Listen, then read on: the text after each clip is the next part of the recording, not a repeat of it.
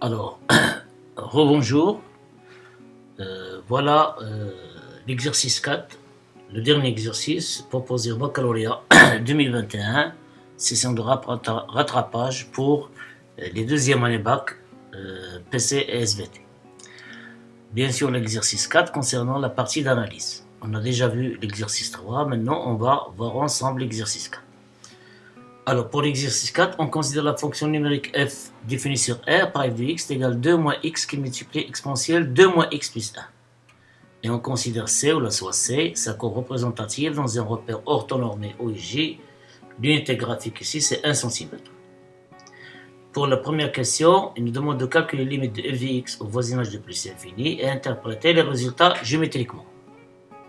La question 2, sa petite question petit a, calcule les limites de f de x quand x tend vers moins l'infini.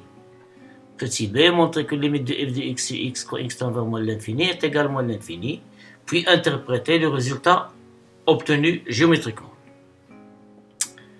La troisième question, montrer que pour tout x appartient à R, f' de x égale x moins 1 exponentielle de moins x plus 1. Bien sûr, la question petit a de la troisième question. La question petit b de la troisième question, il nous demande de dresser le tableau de variation de la fonction f, bien sûr, sur son domaine de définition qui est R. Pour la question 4, sa petite question petit a, il nous demande de calculer la dérivée seconde de x pour tout x dans R. Et pour la question petit b, il nous demande de montrer que la courbe C admet un point d'inflexion d'abscisse 2. Cinquième question, il nous demande de construire la courbe C dans le repère OIJ.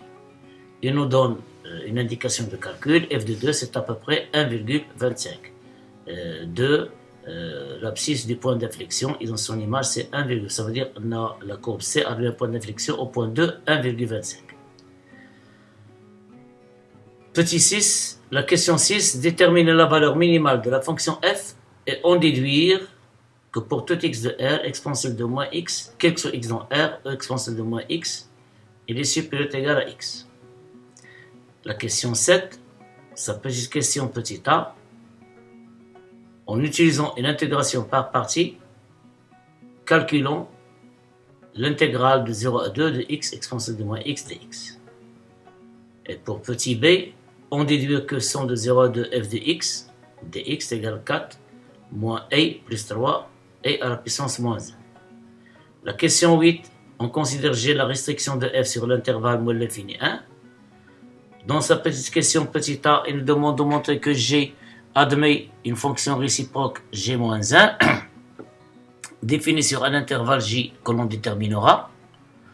Et pour petit b, on construit la courbe représentative de G-1 dans le même repère OIJ. Ça veut dire, c'est la question 5, dans le même repère où on a construit la courbe C. Et la question petit c de la 8e question, à partir de la courbe représentative de G-1, déterminer les limites de G-1 de x sur x quand x tend vers plus l'infini. Voilà, c'est tout pour l'énoncé de l'exercice 4. A tout de suite pour voir la correction ensemble. Alors, à la barakatillah, voilà l'exercice 4. La fonction f qui est x faut correspondre 2 moins x qui multiplie exponentielle de moins x plus 1, x appartient à R, c'est-à-dire f est défini sur R. La première question, calculons les limites de f de x quand x tend vers plus l'infini et interprétons les résultats géométriquement ou bien graphiquement. Alors, pour calculer cette limite, on commence à voir les éléments qui composent la fonction f. On a moins x plus 1, exponentielle moins x plus 1, c'est une fonction composée, donc il vaut mieux de commencer à déterminer la limite de moins x plus 1 au voisinage de plus l'infini.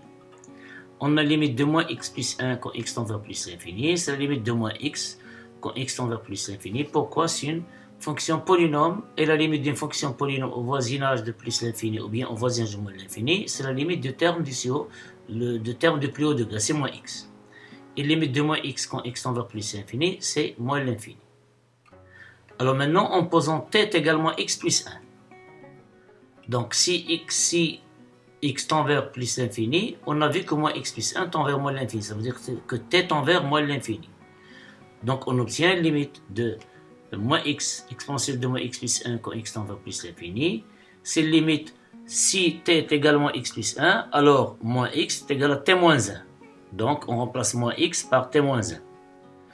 Et exponentielle moins x plus 1 c'est t, donc exponentielle de t.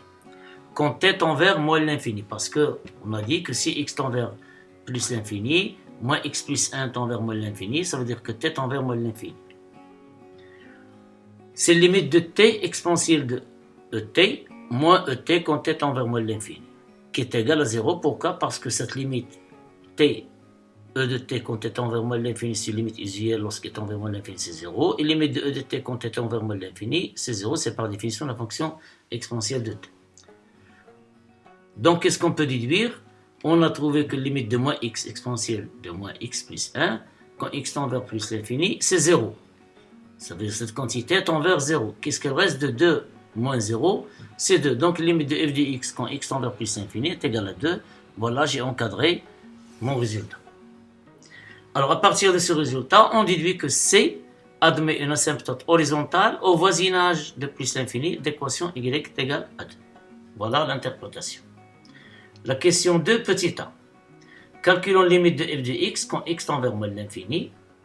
Alors, de la même manière, on a la limite de moins x plus 1 quand x tend vers moins l'infini, c'est la limite de moins x quand x tend vers moins l'infini, c'est plus l'infini.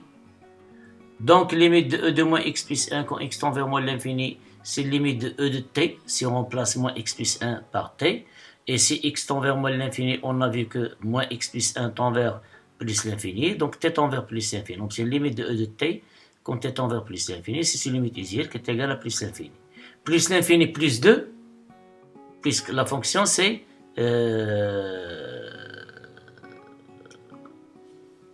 non, regardez ici c'est plus l'infini, on multiplie par moins x. La fonction, je m'excuse, moins x. Alors, moins x quand x tend vers moins l'infini, c'est plus l'infini. Et exponentielle de moins x plus 1, c'est plus l'infini. Donc, leur produit, c'est plus l'infini. On lui ajoute 2, on obtient plus l'infini. Donc, la limite de f de x quand x tend vers moins l'infini, c'est plus l'infini. Voilà mon résultat encadré. La question petit b. Montons que limite de f de x sur x quand x tend vers moins l'infini est égale à moins l'infini et donnons une interprétation graphique de ce résultat. Tout d'abord, je commence à expliciter f de x sur x. Bien sûr, je travaille au voisinage de moins l'infini, donc j'ai pris, quel que soit x, inférieur strictement 0. Je prends x sur x appartient inférieur à moins milliard. Donc, en général, quel que soit x strictement inférieur à 0, fait l'affaire. f de x sur x est égal, je divise par x, donc j'obtiens 2 sur x c'est 2x, moins x exponentielle de moins x plus 1 divisé par x, et le reste exponentielle de moins x plus 1. Et comme limite de 2 sur x, quand x tend vers moins l'infini c'est 0, on a ici le numérateur 2 et le dénominateur c'est moins l'infini, donc il va tendre vers 0. Et limite de e de moins x plus 1, quand x tend vers moins l'infini c'est plus l'infini, c'est déjà trouvé. Donc voici. Donc 0 moins l'infini, on obtient limite de f de x sur x quand x tend vers moins l'infini, c'est moins l'infini. Alors, pour faire l'interprétation, on doit faire appel qu'on a limite de f de x au voisinage de moins l'infini, c'est plus l'infini. Et cette nouvelle limite de f de x sur x quand x tend vers moins l'infini, c'est moins l'infini. De ces deux résultats, on déduit que c'est admet une branche parabolique de direction l'axe y au voisinage de moins l'infini. C'est la courbe qui admet une branche parabolique. La question 3 petit a, montrons que quel que soit x appartient à R, f' de x égale x moins 1 qui multiplie l'exponentielle de moins x plus 1. Donc regardez ici, on va montrer ce résultat pour quel que soit x appartient à R. Donc l'habitude, on va fixer un x au départ, soit x appartient à R, pour qu'on puisse répondre à quel que soit. Soit x appartient à R quelconque, on a f' de x. Alors, on a f c'est 2 moins x exponentielle de moins x. La dérivée de 2 c'est 0. Moins. La dérivée de x moins 1, c'est pas celle-là. La dérivée de x moins 1 c'est 1 qui multiplie exponentielle de moins x plus 1. Moins x qui multiplie la dérivée de exponentielle de moins x plus 1. Or la dérivée de exponentielle de moins x plus 1, c'est la dérivée de moins x plus 1, c'est moins, qui multiplie exponentielle de moins x plus 1. Donc c'est moins exponentielle de moins x plus 1. En remarquant qu'on a ici exponentielle de moins x plus 1 comme facteur commun, donc on va factoriser par e exponentielle de moins x plus 1, elle est égale à, ici, moins par moins c'est plus, donc on obtient x, et le reste ici moins 1. Donc, quel que soit x appartient à R, f' de x est égal à x moins 1 qui multiplie exponentielle de moins x plus 1 et j'encadre le résultat. Chaque fois que je termine une réponse, je dois l'encadrer. Ici, ils ont demandé de montrer ce résultat pour tout x appartient à R, donc je dois commencer par soit x appartient à R. Ce sont les étapes de la rédaction. Et en final, on fait les calculs et on donne notre conclusion, le résultat encadré. Question B, dresser le tableau de variation. Alors ici, ils n'ont pas demandé d'étudier les variations de la fonction, uniquement le tableau de variation. Alors, lorsqu'on trouve une telle question, ça veut dire que le signe de f' de x se déduit facilement. Alors, voilà l'expression de f' de x. D'après l'expression de f', on déduit que son signe, le signe de f' de x sur R, est celui de x moins 1, parce que exponentielle de moins x plus 1, il est strictement positif toujours. Et comme le signe d'une fonction affine ax plus b, elle est habituelle, ça veut dire elle est facile, que tout le monde connaisse déterminer le signe d'une fonction affine. Il s'annule en 1. À gauche de 1, c'est le signe contraire du coefficient de x, qui est 1 ici, donc c'est moins. Et à droite, le point de nullité, c'est plus. Voilà, d'où le tableau de variation. Directement, on a 1. Il s'annule f' au point 1. À gauche de 1, c'est le signe contraire de coefficient de x, donc c'est moins. Et à droite de 1, c'est le signe de coefficient de x, c'est 1, c'est plus. Il s'annule ici. Donc, elle est strictement décroissante jusqu'à f de 1. F de 1, c'est 1. En voyant, avant que je mette une erreur, donc f de 1, on obtient moins 1 plus 1, c'est 0. Exponentielle de 0, c'est 1, moins 1, donc 2 moins 1, c'est 1. Voilà, donc on a bien, les calculs ici sont corrects. Elle décroît de plus l'infini, la limite au voisinage de moins l'infini, c'est plus l'infini. Elle décroît de plus l'infini jusqu'à 1, puis elle croît de 1 jusqu'à 2, puisque 2, c'est une limite de f de x au voisinage de plus l'infini. La question 3, petit a, calculons f seconde de x pour tout x appartient à R. Alors, pour tout x appartient à R, je commence par soit x appartient à R. On a f seconde, on doit dériver f'. F', c'est le produit de deux fonctions. Donc, c'est la dérivée de x moins 1 qui multiplie exponentielle de moins x plus 1. Et la dérivée de x moins 1, c'est 1. On obtient exponentielle de moins x plus 1. Voilà, exponentielle de moins x plus 1. Plus x moins 1 multiplié par la dérivée d'exponentielle de moins x plus 1. Or, dérivée de exponentielle de moins x plus 1, c'est la dérivée de moins x plus 1, c'est moins, qui multiplie exponentielle de moins x plus 1. Voilà, x moins 1 qui multiplie moins exponentielle de moins x plus 1. On a encore une fois exponentielle de moins x plus 1 comme facteur. Donc c'est exponentielle de moins x plus 1, facteur de 1, plus moins facteur de x moins 1, c'est-à-dire moins x plus 1. Or, 1 plus 1, c'est 2, et ici, c'est moins x. Donc f seconde de x est égal à moins x plus 2 qui multiplie exponentielle de x plus 1. On conclut donc, voilà le travail qu'on a fait. La conclusion, donc, quel que soit x appartient à R, c'est pour tout x appartient à R, quel que soit x appartient à R, f seconde de x est égal à moins x plus 2, le taux en facteur d'exponentielle de moins x plus 1. La question petit b, montrant que CF admet un point d'inflexion d'abscisse 2. On commence d'abord à chercher le point de nullité. Il y en a un point d'inflexion lorsqu'on veut déterminer un point d'inflexion par la méthode de la dérivée seconde. L'existence d'un point d'inflexion en un point d'abscisse A, c'est équivalent à dire que f seconde s'annule en A en changeant de signe à droite et à gauche de A. Donc on cherche tout d'abord le point de nullité de f seconde.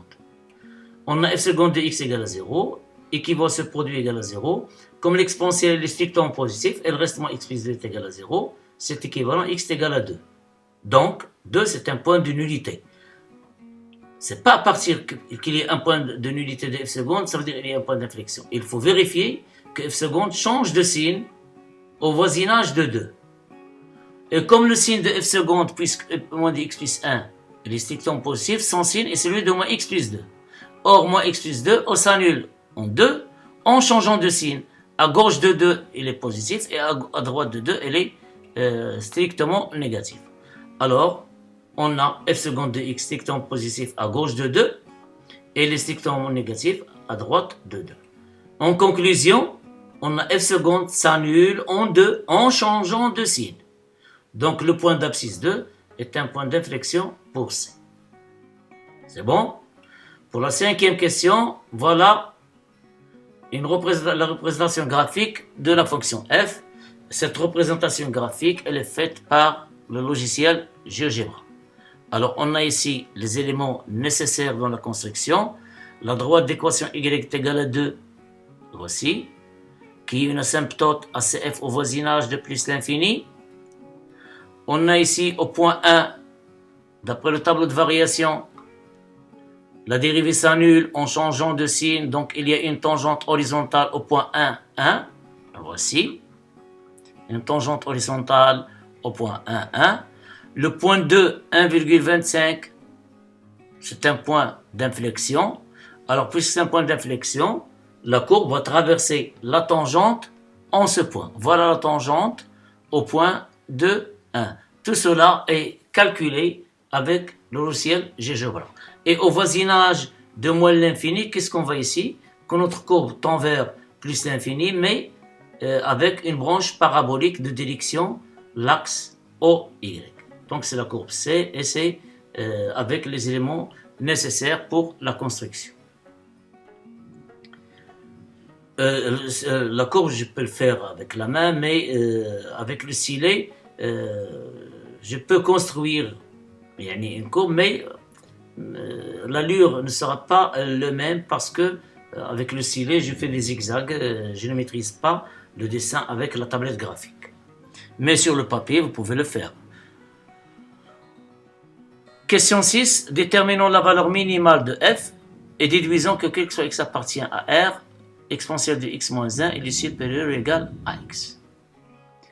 Alors, d'après le tableau de variation, on a f' s'annule en 0 en changeant de signe. C'est f', c'est pas f seconde, il faut faire attention. Donc, il y a un extrémum au point d'abscisse 1. Ou bien il sera maximum, ou bien il sera minimum. Et comme la fonction elle est décroissante, puis elle est croissante, alors le point 1, 1, c'est un minimum. Et ce minimum, il est absolu, c'est le seul sur tout R. Donc, le point 1, c'est un minimum absolu à la fonction. Alors, voilà, d'après le tableau de variation, on déduit que f de 1 est égal à 1 est une valeur minimale absolue de f. Donc, quel que soit x appartient à R, f de x supérieur est égal à 1. Alors, ce passage, ou bien ce pont, va nous servir pour montrer ce résultat. Or, dans R, f de x supérieur est égal à 1, c'est-à-dire, elle est vraie, quel que soit x appartient à R. C'est équivalent à quoi? 2 moins x exponentielle de moins x plus 1, c'est l'expression de f supérieur est égal à 1. Équivaut à x exponentielle de moins x, on va faire passer moins x exponentielle de moins x plus 1 dans l'autre côté, et 1, le côté inverse. Donc on obtient x exponentielle de moins x plus 1 qui sera inférieur à 2 moins 1, c'est 1. Et en multipliant ces deux membres de cette inégalité par l'exponentielle de x moins 1, qui est strictement positif, alors on obtient exponentielle de moins x plus 1 ici, regardez, je m'excuse, alors exponentielle, donc on va multiplier les deux, donc ça veut dire x exponentielle de moins x plus 1, multiplié par exponentielle de x moins 1, il est inférieur ou égal à 1 fois exponentielle de x moins 1. Or ce produit, c'est 1. Pourquoi? C'est moins x plus x. Ici, on obtient exponentielle de moins x plus 1 plus x moins 1. Donc, ce sont des nombres opposés. Donc, il reste exponentielle de 0. Donc, exponentielle de 0 qui est égale à 1. Donc, il reste x. Donc, x il est inférieur ou égal à exponentielle de x moins 1. Donc, quel que soit x appartient à R, on a bien x il est inférieur ou égal à exponentielle de x moins 1. La septième question, petit a. Il nous demande de calculer l'intégrale de somme de 0 à 2 x exponentielle de moins x dx en utilisant une intégration par partie. Alors, pour utiliser l'intégration par partie, il faut faire des choix, puisque c'est un produit. On doit choisir une fonction que l'on note parmi ces deux-là, que l'on note u, et l'autre c'est v'. Alors, la priorité, elle est donnée pour u. U, elle est pour vous, donc on a ici une fonction polynôme et une fonction exponentielle. Donc, la propriété est le polynôme. Après le polynôme, non, la priorité c'est la fonction logarithme. Après le logarithme, c'est polynôme. Et après le polynôme, c'est l'exponentielle. Et en dernier, c'est les fonctions trigonométriques, c'est-à-dire sinusoïdales, sinus, cosinus, etc. Donc ici, on a polynôme et exponentielle. Donc la propriété U, c'est polynôme, c'est x. Donc u de x est égal à x. Et v' de x, bien sûr, c'est exponentielle de moins x. Donc si on a u de x, on doit calculer u' de x. La dérivée de u' de x, c'est 1. Et on a v' de x égale exponentielle de moins x, donc on va chercher une primitive. Or, une primitive d'exponentielle de moins x, c'est moins exponentielle de moins x. Donc, somme de 0 à 2, x de moins x de dx, c'est la fonction moins x, c'est-à-dire u fois v, c'est x exponentielle de moins x, évalué entre 0 et 2, yani au point 2 et au point 0. Moins, somme de 0 à 2, u' fois v. U' fois v, c'est 1 fois moins exponentielle de moins x, c'est moins exponentielle de moins x de dx. Or, moins x exponentielle de moins x élevé, évalué au point 0,2, donc évalué au point 2, c'est moins 2 exponentielle de moins 2, et pour 0, on obtient ici 1 et ici 0, donc c'est 0. Moins l'intégrale de 0 à 2 de moins exponentielle de moins x, on connaît toutes et tous une primitive de moins exponentielle de moins x et exponentielle de moins x, évaluée aussi entre 0 et 2. Donc c'est moins 2 exponentielle de moins 2, moins, notre moins ici, la voici. Alors ici, évalué en 2, c'est exponentielle de moins 2, moins e de moins x évalué en 0, c'est exponentielle de 0, c'est 1. Il suffit de développer le calcul, on obtient moins 2 exponentielle de moins 2, moins exponentielle de moins 2, c'est moins 3 exponentielle de moins 2 plus 1. Voilà, ce calcul aboutit à ce résultat. Donc, somme de 0 à 2 somme de 0 à 2 de x exponentielle de moins x de x, c'est moins 3 exponentielle de moins 2 plus 1. Donc, regardez ici, mes chers élèves, chaque fois que je termine une réponse, je dois encadrer la réponse si la réponse est sous la forme d'une formule, ou bien c'est une phrase, on doit la souligner. Maintenant, déduisons somme de 0 à 2 que somme de 0 à 2 de f de x dx égale 4 moins et plus 3 exponentielle de moins 1. Voilà, on a somme de 0 à 2 f de x de dx. On a remplacé f de x par son expression, c'est 2 moins x exponentielle de moins x plus 1 de dx. Et comme, d'après les propriétés de l'intégrale, l'intégrale de la différence, c'est la différence des intégrales, l'intégrale de la somme, c'est la somme des intégrales, à cause de la propriété de bilinéarité. Alors, on va avoir, avant de là, pardon, je m'excuse, exponentielle de moins x plus 1, je vais l'écrire sous la forme exponentielle de moins x fois exponentielle de 1. Pourquoi? Parce que pour uniquement utiliser x exponentielle de moins x qui est déjà calculé ici. Donc, c'est somme de 0 à 2 moins e fois x exponentielle de moins x de dx. Donc, j'ai appliqué maintenant les propriétés de la bilinéarité. Donc, somme de 0 à 2 de 2x, moins e, c'est une constante par rapport à x d'intégration, par rapport à la variable d'intégration. Donc, on va la faire sortir en dehors d'après les propriétés de l'intégrale.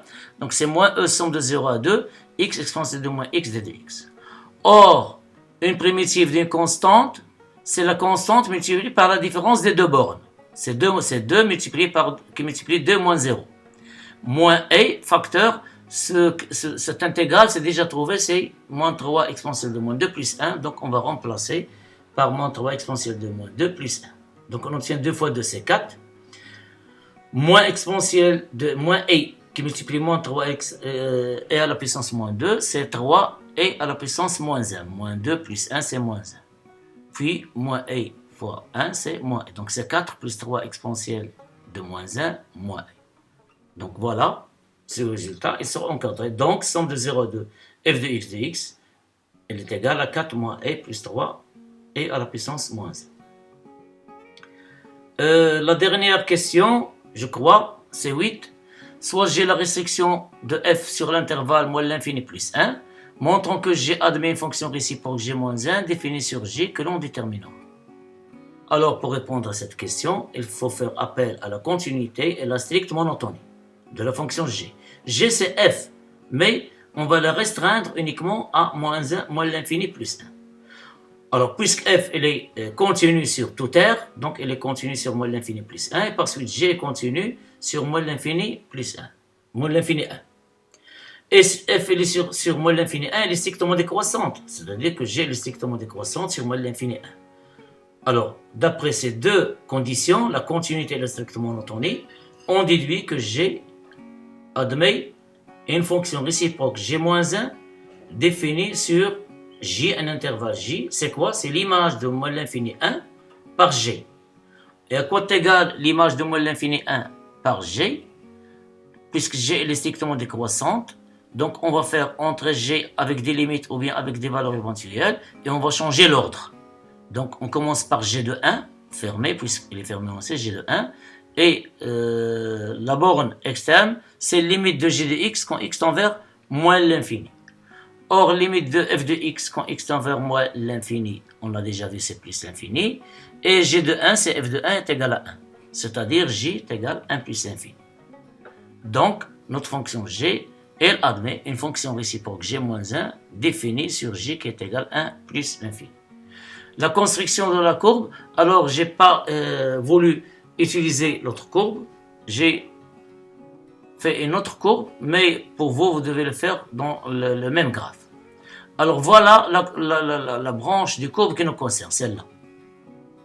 C'est celle-là, puisque c'est G qui est définie de moins l'infini jusqu'à 1. Donc cette tranche de courbe ne nous intéresse pas. Alors, on sait que la courbe de G-1 et la courbe de G sont symétriques par rapport à la première bisectrice, c'est-à-dire la droite d'équation y égale x, celui-là. Alors voilà, la courbe, donc 1, c'est un point de la courbe et un point de la droite. Donc il reste un point de la courbe de G-1. La courbe elle est strictement décroissante, elle reste aussi strictement décroissante. On a ici à gauche de 1 une demi-tangente horizontale. La voici. Donc ici, à droite de 1, il devient une demi-tangente verticale. Ici dirigé vers le sens des x négatifs, ici il sera dirigé vers le sens des y négatifs. Ensuite, on a l'image de ce point c'est un point de coordonnées 0,2. Il appartient à C. Donc son image par la symétrie, c'est 2, 0. Donc on a ici le 2, 0 appartient à la courbe. Et par suite, puisqu'il y a une branche parabolique de direction l'axe des y, ici il devient une branche parabolique de direction l'axe des y. La dernière question, c'est de déterminer graphiquement limite de g de moins 1 de x sur x quand x tend vers plus l'infini. Alors, comme je viens de le dire tout à l'heure, on a bien ici une branche parabolique pour la courbe c de g-1. On voit bien qu'il y a une branche parabolique au voisinage de plus l'infini de direction l'axe des x. Ça veut dire quoi? C'est que limite de g de moins 1 de x sur x est égale à 0. Voilà, c'est tout pour cet exercice. Et à une autre prochaine vidéo, Inch'Allah. Bon courage.